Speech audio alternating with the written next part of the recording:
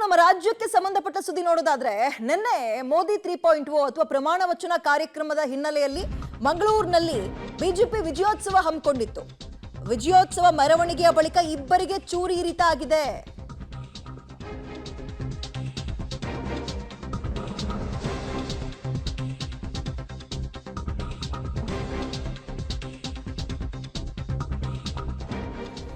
ದಕ್ಷಿಣ ಕನ್ನಡ ಜಿಲ್ಲೆ ಬಂಟ್ವಾಳದ ಬೋಳಿಯಾರ್ ಬಾರ್ ಮುಂದೆ ನಡೆದಿರೋ ಘಟನೆ ಇದು. ಆ ಬೋಳಿಯಾರು ನಿವಾಸಿಗಳಾದ ಹರೀಶ್ ಮತ್ತು ನಂದಕುಮಾರ್ ಅನ್ನೋರಿಗೆ ಚಾಕು ಇರಿತ ಆಗಿದೆ. ಇಬ್ಬರಿಗೂ ಕೂಡ ದೇರಳಕಟ್ಟೆಯ ಖಾಸಗಿ ಆಸ್ಪತ್ರೆಯಲ್ಲಿ ಸದ್ಯ ಚಿಕಿತ್ಸೆ ಕೊಡಿಸಲಾಗ್ತಾ ಇದೆ. ಈ ಪ್ರಕರಣದ ಹಿನ್ನೆಲೆ ಸುಮಾರು 3 ವಶಕ್ಕೆ ಪಡೆದುಕೊಂಡಿದ್ದಾರೆ ಕೊಣಾಜೆ ಪೊಲೀಸರು. ಮಸೀದಿ ಮುಂದೆ ಬಿಜೆಪಿ ಕಾರ್ಯಕರ್ತರು ಘೋಷಣೆ ಕೂಗಿದ್ರು, ಅದಕ್ಕೆ ಈ ಹಲ್ಲೆ ಆಗಿದೆ, ಚೂರಿ ಇರಿತ ಆಗಿದೆ ಅನ್ನುವ ಆರೋಪ ಸದ್ಯಕ್ಕೆ ಕೇಳಿ ಬರ್ತಾ ಇದೆ. ಸ್ಥಳದಲ್ಲೇ ಚೂರಿಯನ್ನ ಕೂಡ ಬಿಟ್ಟು ಹೋಗಿರುವಂತದನ್ನು ಗಮನಿಸ್ತಾ ಇದ್ದೀವಿ. ಒಂದು ಕಡೆ ಪ್ರಮಾಣ ವಚನ ಕಾರ್ಯಕ್ರಮ ನಡೀತಾ ಇದ್ದಿದ್ರಿಂದ ಆ ಭಾಗದಲ್ಲಿ ಸಂಭ್ರಮಾಚರಣೆ ಇತ್ತು. ಆಗ ನಡೆದಿರುವ ದುರ್ಘಟನೆ ಇದು.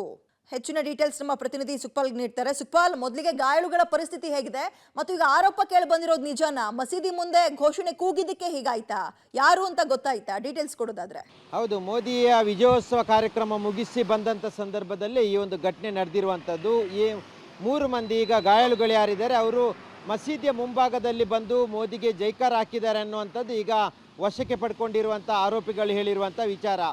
ಇನ್ನೊಂದು ಕಡೆಯಲ್ಲಿ ಗಾಯಾಳುಗಳು ಹೇಳ್ತಾರೆ, ನಾವು ಯಾವುದೇ ರೀತಿಯಾದಂಥ ಘೋಷಣೆಗಳನ್ನು ಕೂಗಿಲ್ಲ, ನಾವು ಬೋಳಿಯಾರ್ ಬಾರ್ನ ಮುಂದೆ ನಿಂತಿದ್ದಾಗ ನಮ್ಮನ್ನು ಫಾಲೋ ಮಾಡಿಕೊಂಡು ಸುಮಾರು 20 ರಿಂದ 25 ಮಂದಿಯ ಮುಸ್ಲಿಂ ಯುವಕರು ಬಂದು ನಮಗೆ ಹಲ್ಲೆ ಮಾಡಿದ್ದಾರೆ. ಮೊದಲಿಗೆ ಕೃಷ್ಣಕುಮಾರ್ ಅನ್ನೋರಿಗೆ ಹಿಗ್ಗಾಮುಗ್ಗ ಥಳಿಸಿದ್ದಾರೆ. ಆಮೇಲೆ ಹರೀಶ್ ಮತ್ತು ನಂದಕುಮಾರಿಗೆ ಚೂರಿ ಇರಿತ ಮಾಡಲಾಗಿದೆ ಅನ್ನುವಂಥದ್ದು ಈಗ ಮೇಲ್ನೋಟಕ್ಕೆ ಗೊತ್ತಾಗಿರುವಂಥದ್ದು. ಈ ಘಟನೆಗೆ ಸಂಬಂಧಪಟ್ಟ ಎಲ್ಲ CCTVಯ ಫುಟೇಜ್ ಈಗ ಪೊಲೀಸರಲ್ಲಿ ಇರುವಂಥದ್ದು. ಆದರೆ ಪೊಲೀಸರು ಈಗ ಸದ್ಯದ ಮಟ್ಟಿಗೆ 3 ಮಂದಿಯನ್ನು ವಶಕ್ಕೆ ಪಡ್ಕೊಂಡಿದ್ದಾರೆ. ಇನ್ನೂ ಈ ಪ್ರಕರಣದಲ್ಲಿ ಭಾಗಿಯಾಗಿರುವಂಥ ಸಾಕಷ್ಟು ಮಂದಿಯನ್ನು ವಶಕ್ಕೆ ಪಡೆಯುವಂಥ ಸಾಧ್ಯತೆ ಇದೆ. ಇದೊಂದು ಪ್ರಕರಣ ಯಾವ ಕಾರಣಕ್ಕಾಗಿ ಆಗಿದೆ ಅನ್ನುವಂಥದ್ದು ಈಗ ಪೊಲೀಸರ ತನಿಖೆ ವೇಳೆ ಬೆಳಕಿಗೆ ಬರಬೇಕಾಗುತ್ತೆ. ಒಂದು ಗುಂಪಿನ ಸುಮಾರು 20 ರಿಂದ 25 ಮಂದಿ ಯುವಕರು ಬೈಕಿನಲ್ಲಿ ಹಿಂಬಾಲಿಸಿಕೊಂಡು ಬಂದು ಇವರಿಗೆ ಅಡ್ಡಗಟ್ಟಿ ಹಲ್ಲೆ ಮಾಡಿದ್ದಾರೆ ಅನ್ನುವಂಥದ್ದು ಒಂದು ಆರೋಪ ಇರುವಂಥದ್ದು. ಇದರ ಬಗ್ಗೆ ಈಗ ಪೊಲೀಸರು ತನಿಖೆಯನ್ನು ಆರಂಭಿಸಿದ್ದಾರೆ. ಇನ್ನೊಂದು ಕಡೆಯಲ್ಲಿ ಗಾಯಾಳುಗಳು ಹೇಳುವಂಥದ್ದು ಈ ರೀತಿ ಆದರೆ ಹಲ್ಲೆ ಮಾಡಿದಂಥವ್ರು ಹೇಳುವಂಥದ್ದು ಮಸೀದಿಯ ಮುಂಭಾಗದಲ್ಲಿ ಬಂದು